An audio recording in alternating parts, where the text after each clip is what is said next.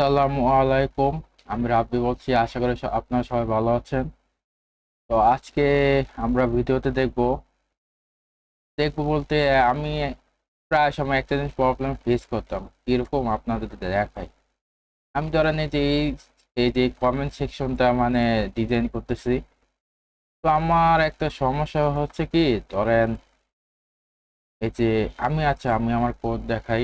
এই যে আমি অলরেডি কোড করে রাখছি, মানে ডিজাইন করে রাখছি। তো এখানে দেখেন এই যে পিন এবং কন্টেন্ট দেখছেন। তো এখানে আমার একটা সমস্যা হলো কি, ধরেন এই যে এমন কন্টেন্ট মানে এতগুলা থাকলে এই যে এটা ঠিক আছে, দেখছেন ঠিক আছে এগুলো। কিন্তু আমি মনে করেন যখন এই কন্টেন্টটা কপি করে বাড়াই, তখন এই যে এই সমস্যাটা হয়ে যেত, মানে এরকম মানে পাইতো না। তো আমি অনেক খোঁজাখুঁজি পরে মানে আমি প্রায় সময় এই সমস্যাটা পড়তাম আর কি। তো আমি শিখতে পারলাম, এই জন্য ভাবলাম ভিডিও করে রেখে দিয়ে আপনারাও দেখে শিখতে পারবেন। ধরেন এখানে যে কমন ইউজার একটা নিলাম, ধরেন এখানে যাই, গিয়ে এখানে ধরেন দিলাম ডিসপ্লে ফ্লেক্স ফ্লেক্স আর ফ্লেক্স শ্রিঙ্ক। এই যে এটা 0 দিবেন, এই যে ঠিক হয়ে যাবে, দেখছেন। তো এটা আমি নতুন আজকে দেখলাম, এই জন্য আপনাদের সাথে শেয়ার করলাম।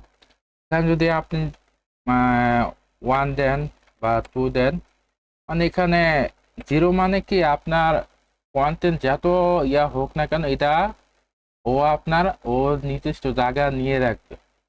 আর এখানে যত কন্টেন্ট থাকুক না কেন, ও এটা আপনার করে রাখবে আর কি।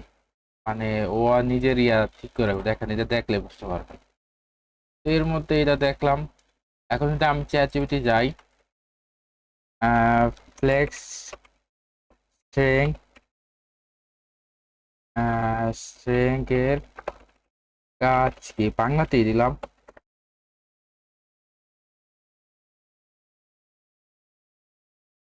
দেখছেন এই যে এখানে দেখেন প্লেসিং হলো সিএসএস ফ্লেগ বক্স।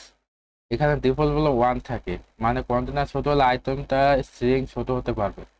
এই যে এইটা দেখেন, এটা দেখলে তাহলে আরো জিনিসটা বুঝতে পারবেন। হ্যাঁ, ফ্লেক্স স্ট্রিং 0, আইটেম কখনো ছোট হবে না, কন্টেনার ছোট হলে উইথ কমবে না। তো আমি এই জিনিসটা আবার এই যে 1, যেটা কন্টেনার ছোট হলে প্রপোর্শন অনুযায়ী আইটেম ছোট হবে। ফ্লেক্স স্ট্রিং 2, স্ট্রিং করার সময় অন্যদের তুলনায় দ্বিগুণ ছোট হবে। তো এই সমস্যাটা আমি প্রায় সময় পড়তাম। তো আজকে মানে অনেক কি করে দেখলাম, তো আশা করি আমার প্রবলেম মানে ফিক্স করে ফেলেছি। আশা করি আপনারা এই জিনিসটা বুঝতে পারছেন। তো এই ছিল আজকে ভিডিও। আশা করি ভালো থাকবেন। আল্লাহ হাফেজ।